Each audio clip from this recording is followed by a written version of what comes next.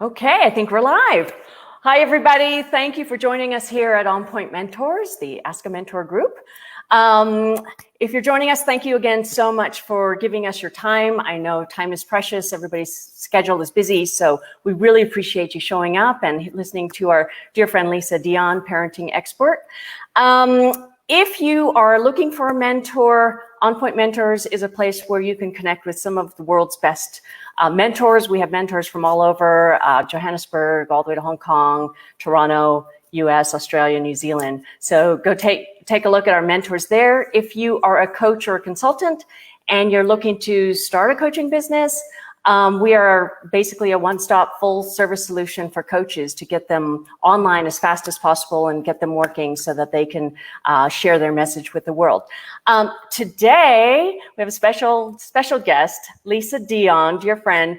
Lisa Dion is founder and the president of, let me get this right, the Synergetic Play Therapy Institute and the creator of the Synergetic Play Therapy. You're going to have to explain that, okay? She's also a certified Gestalt therapist, parent educator, and level 2 EMDR practitioner, and a master certified facilitator of the DeMartini method. Now, I know Lisa has 2 books now that are out. One is called Aggression and Play Therapy, a neurobiological approach for integrating intensity and integrating extremes is your second book, right? Or your first book? That's the first one, which is no longer available. So, okay. So it's aggression and play therapy. Okay. Yeah. Most of all, Lisa travels the world. She speaks on parenting issues, and she also teaches other coaches and consultants and therapists on how to work with children and parents. So welcome, Lisa. Thanks for asking me to be here, Celia. Oh my God, we're so delighted. We're just thrilled. So today's time is a little different than usual.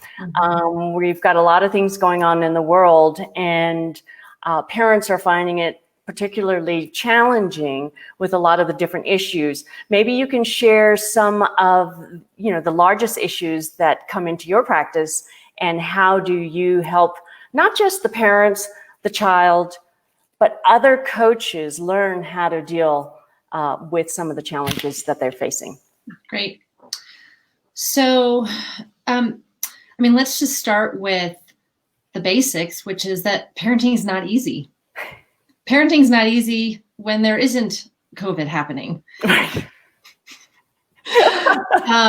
And so to take something that was already hard and then to add other stressors on top of it, adds a whole other complexity and a whole other set of challenges.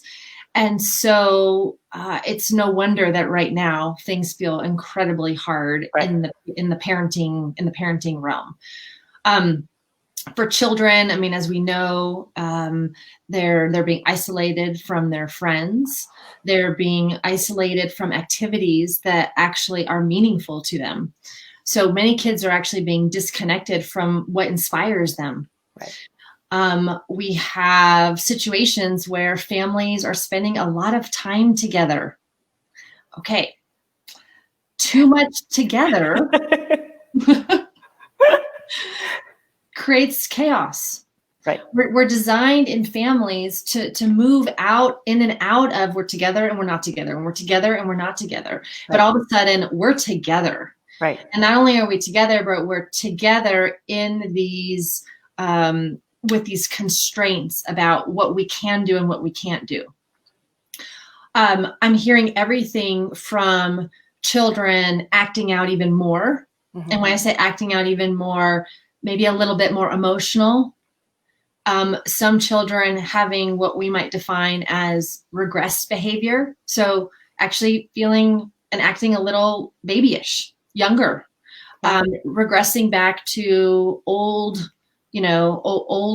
ways. And then we're seeing the other side of it with children that are withdrawing and isolating and presenting as a bit more depressed. So when we can talk about why that is and what's going on in the child, because I think that'd be helpful for parents to understand, like, what's actually normal about that, Right. and what can we actually do with that? But that's just the kids. Right. The parents are also experiencing that, because the parents are also isolated from things that are meaningful in some ways. Right. Parents are also being isolated from their social systems. And so the parent at times is also more agitated, Right. more anxious, more on edge, or feeling like they want to shut down or withdraw. Right. So we have a lot of, let's call it activation that's happening in homes. And some of the activation is energy that's ramping up in behaviors, yelling, screaming, aggression, tantrums, crying, anxiety, all of that. And then we're also seeing the other side of it, which is the shutdown and the withdrawal. We know, Celia, right now that when we're looking at, from a mental health perspective, different statistics, we're seeing things like the rate of suicide is increasing. For the parents. And for the children. Wow. For both. Yeah. Wow. We're seeing domestic violence increase. We're seeing addictive patterns increase. We're seeing increase in physical abuse, sexual abuse in homes. We're seeing symptoms of it's too much. Right. Right. It's too much. Yeah. Right. Okay. So, Lisa, being the expert, you have a solution for us. This is where I'm like, okay, now tell me, what, Lisa? you built it up. Okay. Give us the solutions. So, the first step in the solution is to normalize it. That's the first step. Is for parents to understand that likely what's happening in their home is actually normal. And that all these different feelings that they're having, likely very normal. Okay. We are designed, when we perceive challenges, our bodies are designed to respond. COVID has been a challenge. And it's not just COVID, it's COVID. Some families have been affected financially. Other families have been affected, directly by COVID. There's so many different challenges that have happened, and we're designed to try to do something about it. Right. And so the natural design and impulse of the body is, all right, there's a challenge. If I feel like I can do something about it, well, I'm going to take the challenge on. I'm actually going to rev up in my nervous system. I'm going into fight. I'm going into flight mode. I'm going to get out of here. And we can't get out of here. That's the hard part.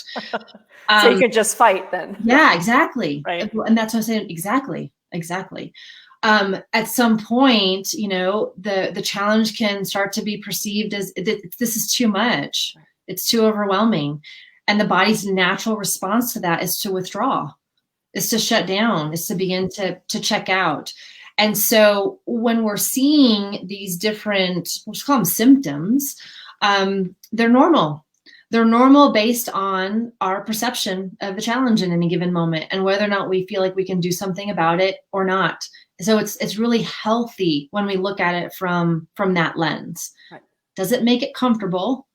Does it make it easy? But it's at least normal. It's a normal response. And I've worked with and talked with so many parents since this started that just needed that to be normalized because they felt like what is wrong with me? Like, why can't I get it? Why am I acting this way? I'm such a bad parent. It's like, well, maybe you're responding accordingly. Right. Right. Right. Your question about what to do about it. The challenging part about this question is that it has to start with the parent. And that's, I think, sometimes hard for parents to hear because we just want our kids to stop acting that way. Leave me alone, give me space, come out of your room, engage with the family. Like, we just want the behavior to change. But what we have to recognize is that in these moments when our children are responding this way, their ability, so I'm going to use the word regulate, and the word regulate means to connect to themselves. That's what regulating means, to connect. Okay. Their ability to connect to themselves, like take a deep breath, for example, when they feel overwhelmed, or their ability to, ask for help instead of just get frustrated and throw something across the room, or whatever it may be. It's already limited just based on normal development. Their ability to regulate is part of their growth process. It's part of the natural thing that they're trying to develop as they get older. So they already don't know how to do it well. Before COVID, they already don't know how to do it well. And so they need our help. When the child is that, we'll call that, and dysregulated, that activated, they need our help. The analogy that I like to use that I think a lot of parents can relate to is, when the baby is crying, when there's a crying baby. Well, you don't look at the crying baby and go, would you please just take 10 deep breaths? You don't look at the baby and say, you know what, come talk to me when you've calmed down. Because we recognize that a baby can't. And what we need to do in our mind is make the jump that that's actually what's happening right now for our kids. They're so activated and they're so dysregulated that they're actually back in the part of the brain that is actually responding in many ways like a very younger than they actually are. And they need our help. Just like an infant needs our help by picking them up and actually manually rocking and soothing them. So this is such the challenging task right now because parents are so overwhelmed. So it's like, wait a second, my child's struggling. I recognize that I need to support my child in some way, but I can't even support myself. Right. So how am I going to support my child if I can't even support myself? Right. So that's a big part of where the conversation needs to be. It's, what do I need to do here first? Right. Because I can't even begin to have the conversation about how do I help my child until I have this sorted. Right. Like the airline mask, put your mask on first before you help your child. It's exactly that. Yeah. It's exactly that. So like, what does that look like? Yeah. The first part of that I want to make really clear is that if a parent has the expectation that they're going to stay calm, they're going to feel highly disappointed in themselves. The goal right now isn't to be calm. In fact, when you're highly activated, being calm feels like such a stretch. It feels like, yeah, we'll get there someday. The goal is, how do I, as a parent, in a moment when I'm overwhelmed, how do I connect with myself in my overwhelm?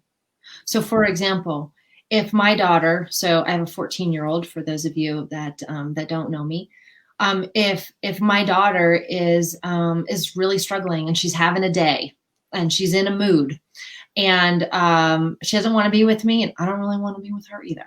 And that's just the truth of our day. And so, we're arguing and we're butting heads. The first piece is for me to become aware that I'm struggling.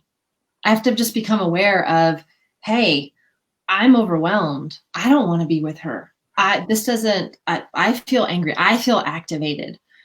And then the next part of it is, what do I need to do within myself? So maybe I need to take a deep breath. Maybe I need to go splash some cold water on my face. Seriously. Maybe I need to turn some music on for myself. Maybe I just need a little movement. Maybe it's 2 minutes of stretching. Seriously, just stretching, feeling my body, getting back into my body, getting back connected to myself. Maybe it is giving myself permission to go, hide in the bathroom for a couple minutes and have 5 minutes of alone time. Maybe it is, maybe it's things like this, like just like, oh my gosh, and like rubbing my arms and just being like, oh, I just have to grab hold of myself here for a minute. This, exactly, this, just, this. All of these pieces to help me center. And again, it's not about being calm. It's about Can I connect to myself in the midst of all the stuff that's going on? Once I've done that, now I can connect. Now I can connect with my child. Wow. And the key piece in that is that I mentioned that the child's struggling. They don't know how to regulate themselves very well. They don't know how to connect to themselves. And so they need our help. But in order to do that, and this is one of the coolest things that I've learned in my studies and in my own journey as a parent, is that our children actually borrow our nervous systems. Okay, you'll have to explain that. Yeah. So they borrow our regulation. Okay. So for example, if my child is highly anxious and I'm highly anxious, there's nothing to borrow except my anxiety. But if I'm highly anxious and I'm taking some deep breaths in my anxiety, now there's something for my child to hold on to and borrow. If I'm able to find a place in me that's a little bit more poised, again, it doesn't have to be calm, but poised, a little bit more grounded in whatever's going on, now there's something for the child to grab onto. Kind of like the infant who's crying, and the parent takes a deep breath and picks up the baby and actually rocks the baby, right? And manually helps the baby organize, call it the chaos that's happening inside of them. And in that experience, the baby is literally borrowing the parent, right? It's borrowing the parent's ability to regulate through the discomfort or whatever it is. So it's such an interesting thing to consider. Do I have a nervous system right now that's worth borrowing? Good question. In my home, when the chaos hits, does anybody have a nervous system that's worth borrowing? As a parent, what if I decided that I'll be the one? Like, what a gift to my family. What if I decided, you know what, I'm going to be the one that is going to work with myself just a little bit more so that everyone else in the family can actually feel it. Right. And that they've got something to orient to that's different than chaos. Right. Mm-hmm. This may get a little nerdy here for a second, but some people may really appreciate this. If you take two molecules, okay, and they're vibrating at different frequencies, mm-hmm. and you put them next to each other, okay, and one of them vibrating at a faster frequency, and when I say faster, that doesn't mean more chaotic. In fact, the faster vibrating molecule is actually steadier than the other one. If you put those molecules next to each other, do you know what happens to the molecules? Do you have a sense of that? They'll move together. They'll move together. Right. Exactly. And the one that was a little bit more, we could right. say wobbly, will actually attempt, right, energetically to sync up, because there's something that's now, right, there's a right. higher vibration that can pull them up. Right. So it's an interesting way to think about the home. Can we be that higher vibrating molecule, if you will? Can we be a bit more honest and real and poised? And can we work with our own activation just a little bit more, so that we can offer that to our children? Practically speaking, one of the things that we can do is to not only emotionally in the moment when the child is struggling, but I really encourage parents, so much right now is about schedules and routines, but we don't tend to think about regulation needing to be part of the schedule and the routine. But actually, regulation is a part of well-being and self-care. Just like we need to eat certain times of the day, or at least when you're hungry. There's a certain amount of sleep. That's important. So is regulation. So the children's all this behavior is actually an attempt to regulate. It's actually their attempt to try to work with and manage whatever the intensity is that's going on inside. So if we know that as parents and we start asking ourselves, all right, my child's going to need to regulate today. I have a choice. They're either going to do it on their own in their way, or is there a way that I can actually build this in to the structure of the day? So things like, all right, if the weather's good, we take a walk every day. Or, we make sure that that there's time outside. Or we make sure that there is predictability, in the day. We make sure that every day, everyone in the family, at least for some period of the time, gets to do something that they love. Because, by the way, we are most regulated when we're doing what we love. So for parents out there, they're like, my kid's so bored. My kid's so bored. My kid's annoying me. My kid's checked out, because your kid's uninspired. So how can you create inspiration even in the context of what's going on? How can you help your child be engaged still in an activity that still feels meaningful to them? But how do we actually, build in this idea of, okay, I'm noticing that my children are starting to act out. That's a clue that we need more regulation. All right, what do we need to do?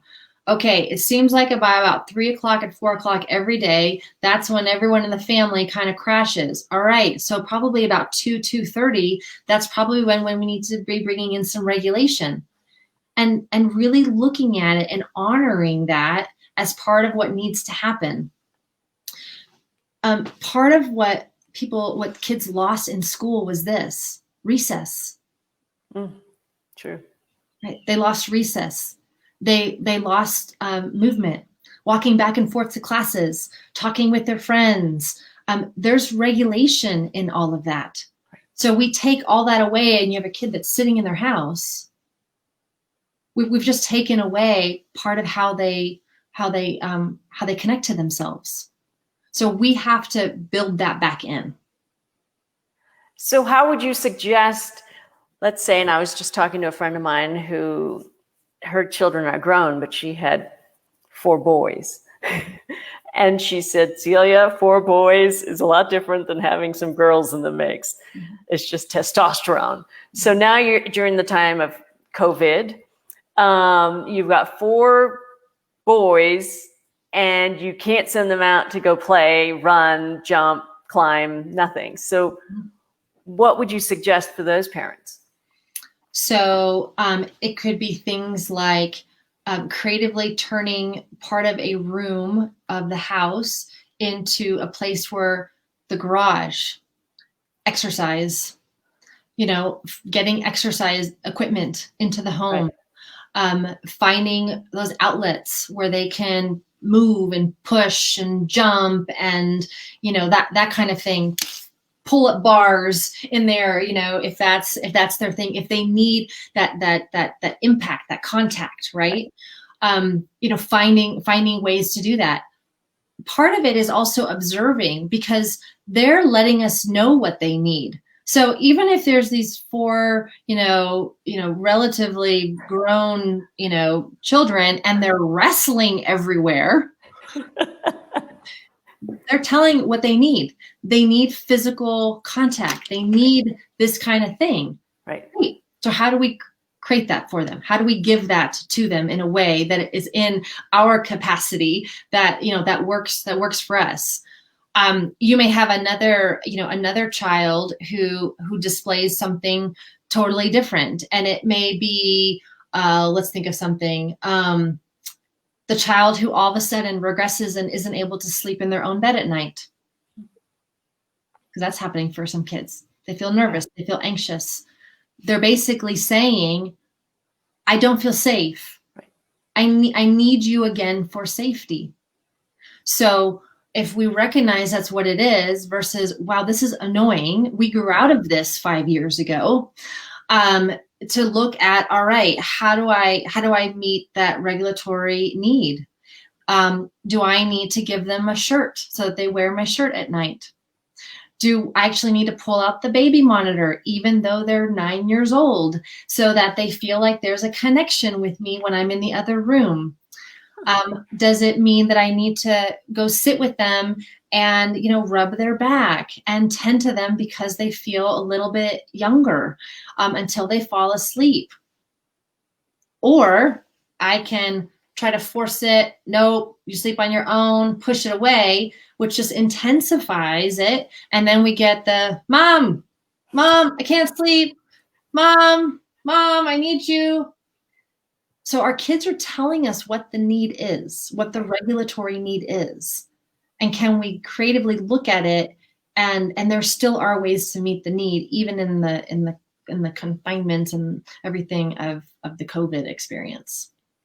So would you have, like, another friend of mine I was talking to yesterday, she said, you just don't have time for yourself. So you said, go to the bathroom and close the door and hide for 5 minutes, or breathe, or, take some time out. But she said, Celia, I didn't have a choice. I worked from home. I did everything. My husband wasn't, so involved in child rearing. You just don't have the time. And that's when I think when things are ramping up and you have the chaos going on. So, what are just some really practical things that are just like, this is what you have to do, when you just seem like there's no out. Mm-hmm. So the first thing is to really look at, is it true that there's no out? That would be the first thing. Is that really true? Or, so here's some different possibilities. I feel like my kids need me, so I have to be there for my kids. Do they really need you as much as you think that they need you? That's, and I'm saying that because that comes up so much with parents. Right. Even a 3-year-old can play alone by themselves. If given something that's meaningful, even that. So really look at, why is it that I don't have time? Where am I not taking the time for myself? Where am I not asking for support in that? Because I'm afraid that if I ask for help from someone else in the home, that then I'm going to have another issue. So is it really they don't have time, or is it they don't want to confront maybe a dynamic that needs to be confronted? Where am I putting others' well-being before mine? And then what am I modeling in that? Where am I too afraid to be myself? Where am I too afraid to say, you know what, if I don't have 20 minutes this afternoon, I'm going to lose it. And that's just the truth. Yeah. So everyone, you're watching a movie. I mean, really. Yeah. Or find, again, a meaningful, inspiring activity where everyone here's the deal, everyone, for 20 minutes, everyone gets to do what they love for 20 minutes. All right, so hey, you're into your book, you're gonna read, okay? You two, you want to play a game together? Great, you two can play a game together.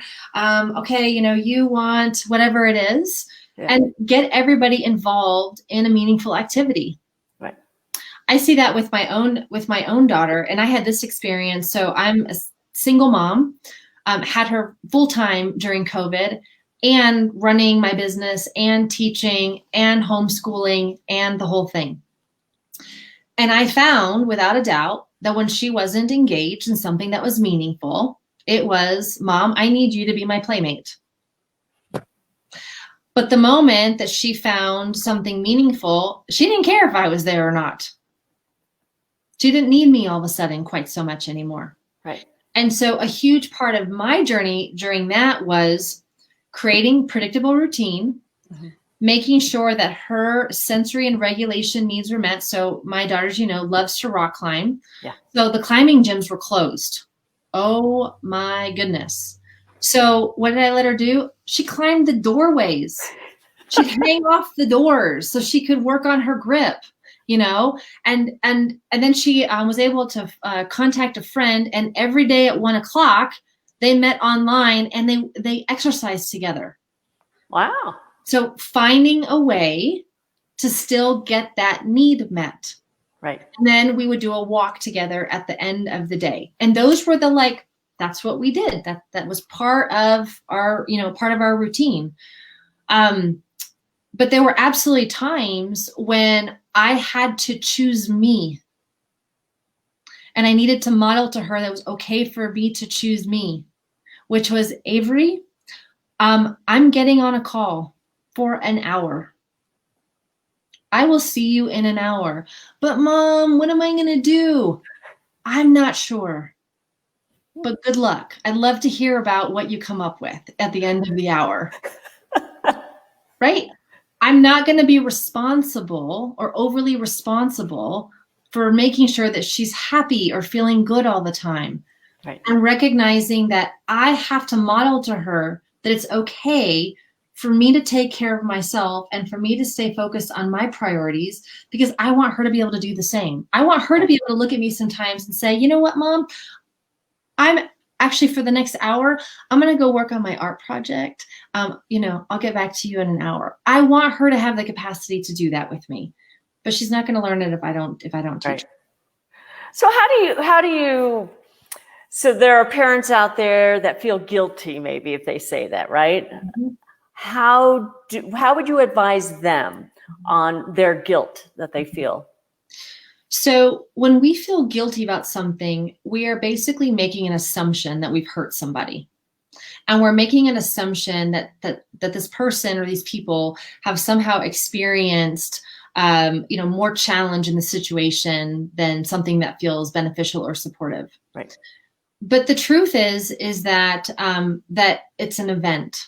It's an experience. And it's an experience that has both sides. So one of the key pieces for parents is to ask these questions. So when I choose this, how does it benefit my child? When I choose blank, what's the opportunity that I'm offering her? What does she get to practice? So in that moment, if she was like, Mom, no, you can't leave me. Okay. What does she get to practice? She gets to practice how to be with herself when she's bored. It's an important skill to have in life. She gets to access her creativity if she chooses to. She gets to learn that part of growing up is not depending on me all the time, which forces her to depend on herself. She gets to learn that she's actually more resourced than she probably thinks that she is. Right. All these things. Rather than just me focusing on, oh gosh, I should be down there playing. Gosh, she's so bored. She's having a hard time. Look at what's gone on for her. But to take the time and look at what are the gifts? What are the gifts in setting the boundary? What are the gifts? What are the gifts in whatever's playing out? Even the chaos that's happening in the house. What are the gifts that are starting to emerge there? New conversations, boundaries that are being set that probably have been needed to set for years and someone wasn't courageous enough to set them, but they're finally at their wits' end. They don't care anymore, right? So they set them. Dynamics and patterns that are finally being addressed. Looking at the family as a whole, like what do we do with anger? Is anger okay? Appreciating, connecting. I mean, there's so many gifts right now that aren't just coming out of the times of, oh, look, we're like a nice, happy family. And we play cards together and we make dinners and we go, do whatever together. It's important that we also look for the gifts in the stuff right now that feels really big and messy and hard as a parent, because they're there. We just need to stop and look for them. Right. So I've got I don't have kids, so I had to go ask around this week, all my friends that had children. How do you inspire a child or a young adult to find something, find something they're inspired by within the confines of four walls? Because I was talking to two parents, they have kids about the same age, and I asked them both the same question at separate times, and one said, oh, we're really struggling. He does get to see his friends, so I think we're going to take him out into nature and go camping, which is great to kind of change what's going on in his head. But if they couldn't go camping, then again, that was kind of my question before. When you have a bored teenager who just needs to do some exercise, versus another one that she said, I have no complaints. He's learning some new songs on the piano. He's writing a book. I mean, who knew he wanted to write a book? Mm-hmm. He's learning some, how to cook some new recipes. Mm-hmm. He's finding activities on his own to occupy his mind, and he's very calm. Mm-hmm. And so how do you channel that kind of go find your inspiration to a child? So I think the first thing is to just observe what they are doing, because the child isn't waking up and just staring at a wall all day. Right. They're doing something with their energy, something. And whatever they are choosing, it happens to be their highest priority. Right. Maybe it's video games. Maybe it's, watching something on YouTube. Maybe it is actually, talking to friends on the phone. Yeah. Whatever it may be. So that'll be the first thing, is to observe and recognize that our children's energy is going somewhere. Something does have our children's attention. And then the second part would be, and are we judging that? And are we assuming that they should be doing something different because we have a judgment on how they're spending their time? Okay, so that'd be an interesting one to check out, because I've definitely worked with parents who are like, my kid, my kid's not happy. And it's like, well, why don't you think your kid's happy? Well, because they, they're not doing X, Y, and Z. That wouldn't have made the kid happy. That makes the parents happy. Right. But when they actually look at what is the child doing that makes them happy, well, they're very content doing the things that they were doing. So we have to really look at, is it our judgment that they're not inspired, or are they genuinely not inspired and they're showing larger signs of not feeling inspired? From there, it's conversation. It's conversation around. Well, actually, let me back up. When we notice what they are doing, get curious about that. Why do they love that? So, for example, the video game. Why do they love the video game? What is it about the video game? Like, don't assume that you understand the video game. I worked with this girl once whose parents were convinced that she had a video game addiction, and it was just really scary and challenging and overwhelming for the parents to think this. When we got in there and we started looking at what she loved about video games, she started talking to me about how fascinated she is by the design of the video games, which I was like, not expecting her to say that. I'm like, tell me. She's like, can you believe someone created this? I'm like, oh, so when you play games, you don't really care about getting to the next level. And she's like, well, I only want to get to the next level because I want to see what the next level looks like. Wow. Okay. So yeah, she was focused on that because there's a part of her that was deeply interested in video game design. Parents had no clue, had never taken the time to ask the questions, had never taken the time to get curious. So from there, it was, well, let's find some video game design camps because those are out there. Let's actually take that inspiration and fuel it, help her come alive even more with it. So get curious. Why do they put their attention there? What is that about? What's meaningful for them? Really, really taking the time, join them in it. If from there's still, I don't know, Lisa, there's still something feels missing, the spark has gone out, my child's really, really depressed, really struggling, then it's the conversation. Right. What are you missing right now? If you could do anything today, what would you do? Take COVID away. What are you longing for? And as parents, to be willing to have the hard conversations about the grief, about the perceptions of the loss and the pains that our kids are going through, which parents, it requires us to feel it with them. The go-to with parents is, let me make it better. Let me take the pain away. Let me try to, massage this in some way. But there's a place to be with the child and give them a time to process and actually share what's actually going on for them. So when they say I want to be with my friends, I miss my friends, and they have like 5 friends, and you certainly can't have everybody in one house during, COVID time. So I guess just acknowledging that. Acknowledging it, and then acknowledging the limitations. So I know, yes, it's hard, it's sad. You're missing your friends. You used to be able to go to their house. You saw them on recess, whatever it was. Let's get creative. What are some other ways that you can still be with your friends? Right. And just beginning to meet that need, in a different way. I know families, this is one of the coolest things I heard, that really wanted to practice social distancing, and that felt important.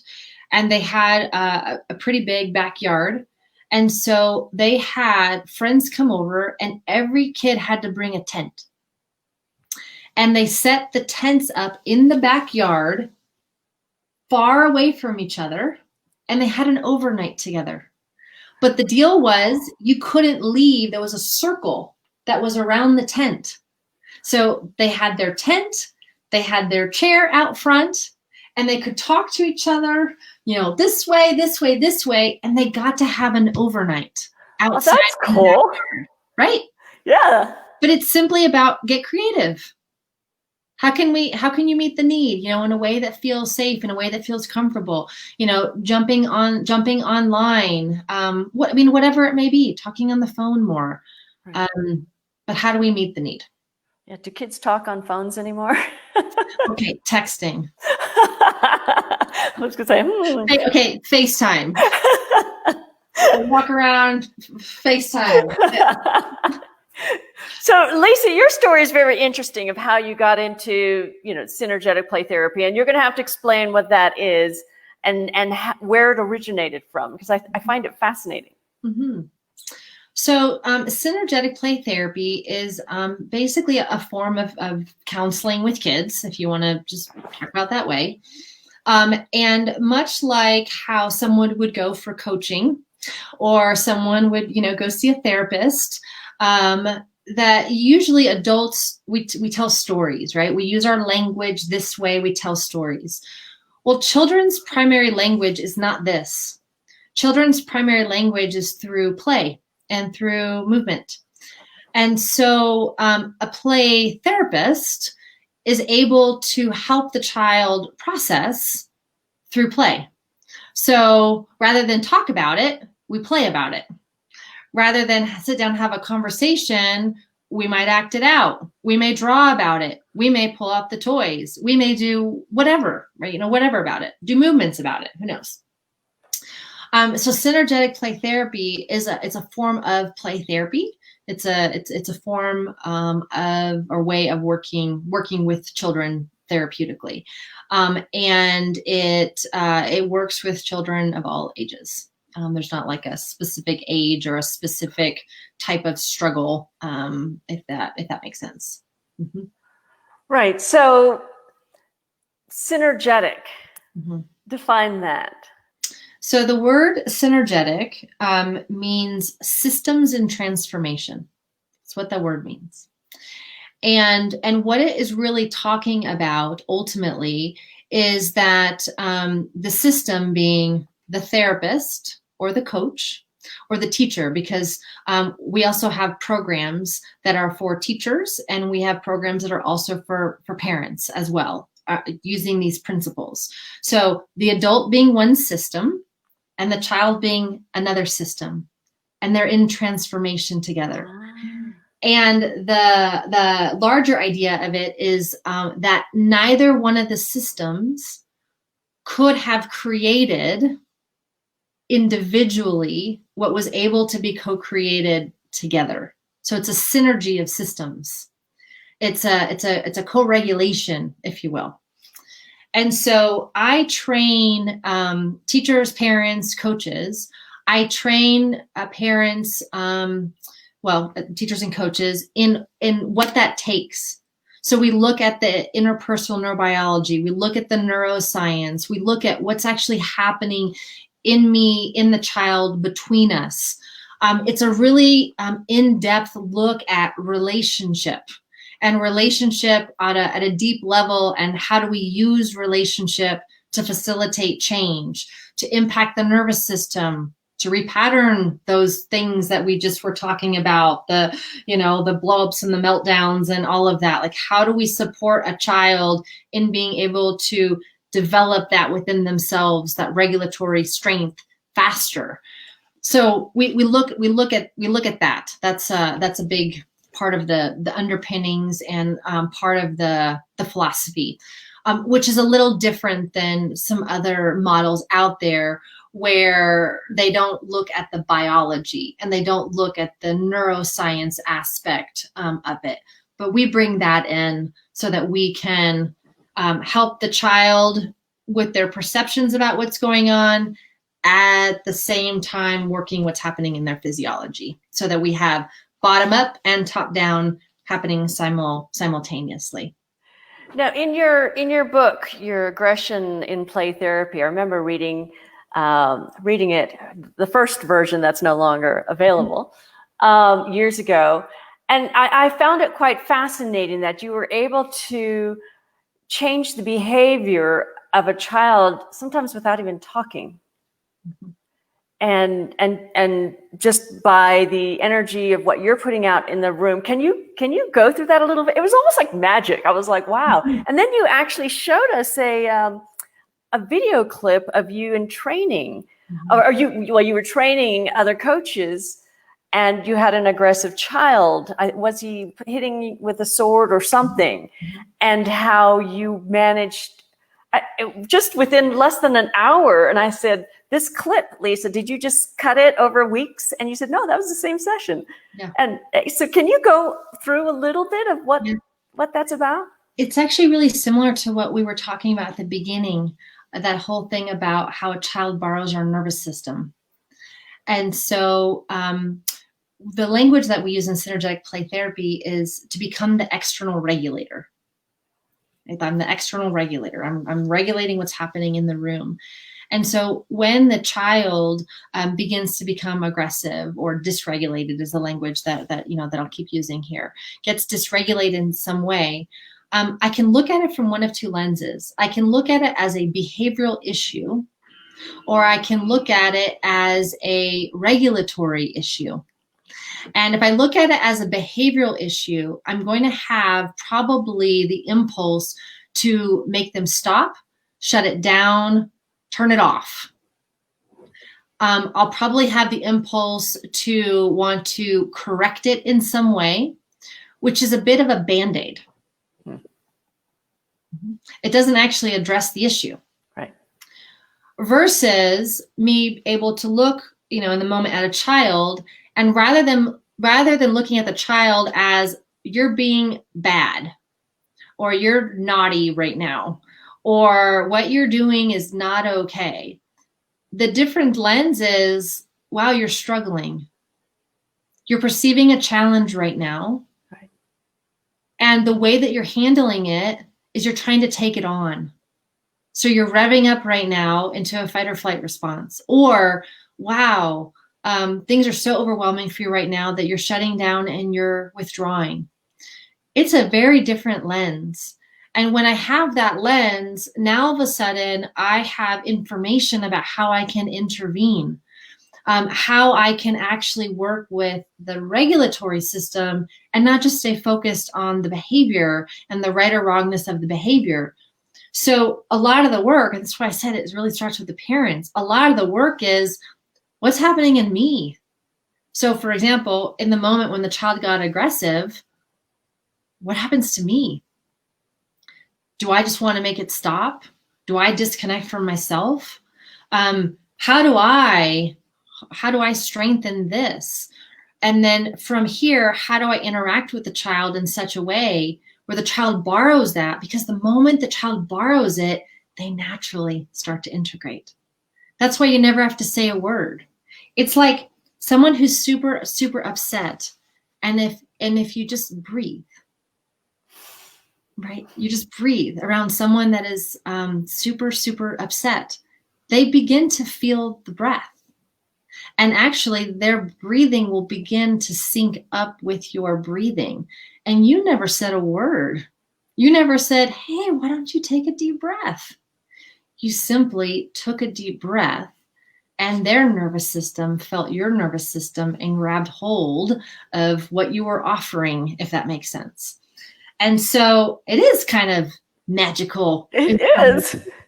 But it stems from recognizing the impact and what we're actually capable of doing and how much we're actually able to influence other people. Right. And when we know what that looks like and how that works, we can do really cool things to support other people in their own struggles. Wow. Yeah, I found it fascinating. If anybody gets a chance to take any of Lisa's courses, whether it's as a parent or as a coach, wanting to learn synergetic play therapy, I highly, highly recommend it. I mean, I don't have kids and I want to take the course. Will you let me in? Can I come take your course? Well, and Celia, some of the most common feedback and emails that I get from the book are from parents. I can't tell you how many times I've had parents email me and say, this is a parenting book. Yeah. This isn't just a book for therapists, but this is a parenting book. Yeah. So if you have kids that tend to become aggressive or tend towards, amping it up, it's a great book. If what we're talking about feels, inspiring. Yeah. Mm-hmm. I have a question here about a college age kid. Okay. So college kids, college students were forced to abruptly leave campus, and most are not returning until 2021. Mm-hmm. How do you help your college-age child navigate through the disappointment, anxiety, grief, and uncertainty, especially while they are effectively isolated from friends and social activities while at home due to social distancing practices? Mm-hmm. So I'll draw on some of the things that we've already touched on. Part of it is providing them an outlet to actually be able to talk about it, to talk about it, to express about it, whatever that may be. Get mad about it, be sad about it. Just can we give them space to have their process without again wanting to shut it down or change it? Can we be with them in that, even though we recognize that that's really uncomfortable? I just can't, really stress enough to parents how meaningful it is for kids when parents actually take the time to say, how are you? Like, how are you really? Because we spend a lot of time with our kids and we may never actually ask them how they are. We may assume that we know because we're observing their behavior. But to actually sit down with this child, particularly since this child's older, how are you? Like, what is it like for you? Tell me about it. How can I help? Maybe I can't. What would be helpful?